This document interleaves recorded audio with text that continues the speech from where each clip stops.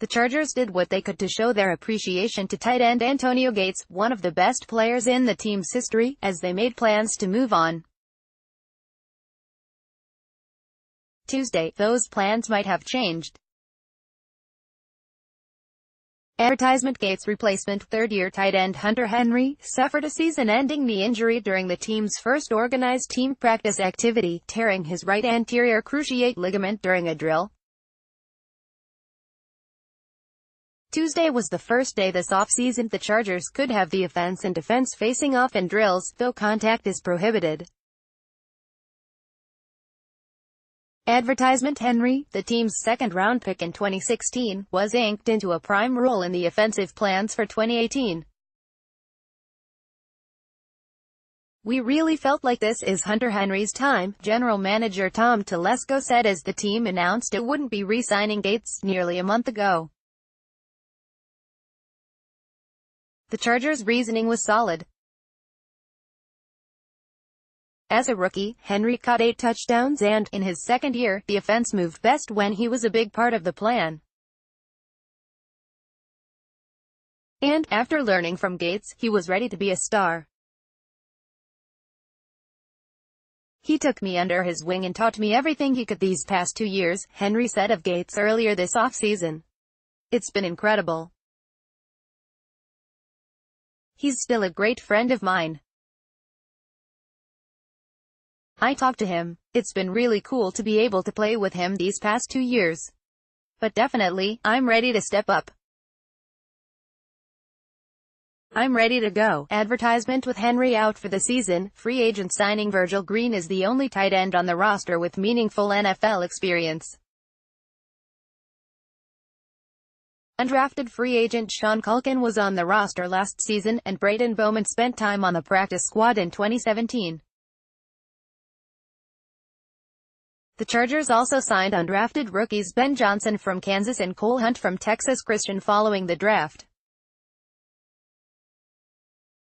The big question now is whether the Chargers would reopen the door to Gates after nudging him out of it. He's 37 and still an unrestricted free agent without a home, but showed late last season that he could still be productive as a fill-in for Henry. Ingram absent on day 1. Melvin Ingram skipped OTAs last spring, but he had been in the midst of a contract dispute. He subsequently signed a 4-year contract that guarantees him $42 million and could be worth as much as $66 million. When the Chargers opened OTAs Tuesday, their star defensive end was missing again. "I'd love to see everyone here," Coach Anthony Lynn said. "But everyone that wants to be here is here." Advertisement: how did Lynn feel about one of last year's defensive captains not wanting to be here? "I would like for him to be here with his teammates," Lynn said. "But these are voluntary men." Gus Bradley, the Chargers' defensive coordinator, said he has spoken with Ingram. "There's a great deal of trust with him," Bradley said. "In communication, you build trust." "What did Ingram communicate about why he was not here?" "That's between us," Bradley said. On Tuesday, the Chargers played Chris Landrum in Ingram's spot. The Chargers are set with Ingram and Joey Bosa as their starters at defensive end, but they are intrigued with Landrum's potential as a backup and as an extra rusher. Landrum impressed the Chargers in organized team activities last spring, then injured his shoulder in training camp and did not play last season. "We've seen flashes of him," Bradley said. "We like some of the skill set that he has. Now, consistently, can he do it? That's not something we'll know tomorrow." Bosa staying slim. The Chargers list Bosa at 280 pounds, but the Pro Bowl defensive end did not appear nearly so weighty when he met with the media Tuesday. Bosa said he dropped to between 260 and 265 pounds last season and has remained at that weight since. "It's more about speed," Bosa said. When I'm putting up better numbers, strength-wise, than I ever was, I don't think there's really a reason to put on any more weight." Allen filling Gates' shoes. Wide receiver Keenan Allen was hit by the absence of Gates, the Hall of Fame candidate whom the Chargers let go after 15 seasons.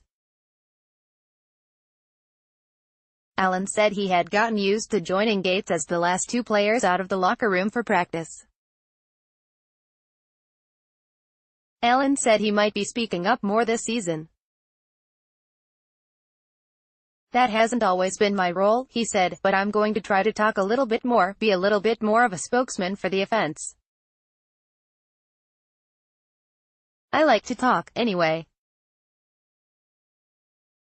I'll be the trash-talking leader." Gordon going easy. Melvin Gordon considers himself a workhorse, durable and versatile enough to be featured in a one-back offense, but might occasionally flip a governor switch as he goes through off-season workouts and training camp.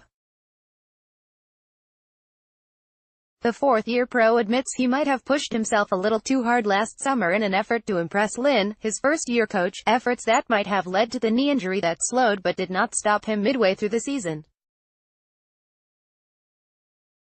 "I wanted to prove a point and show them why I'm the guy, and I may have done a little bit too much," Gordon said.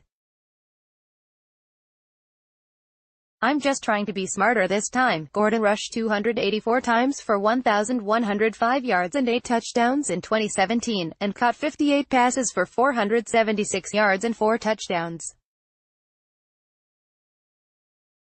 He thinks those numbers could increase in 2018 with the addition of veteran center Mike Pouncey, the former Miami Dolphins Pro Bowler who signed a 2-year contract in March.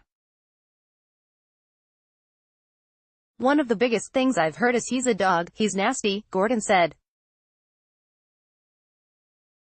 "I like that more than anything.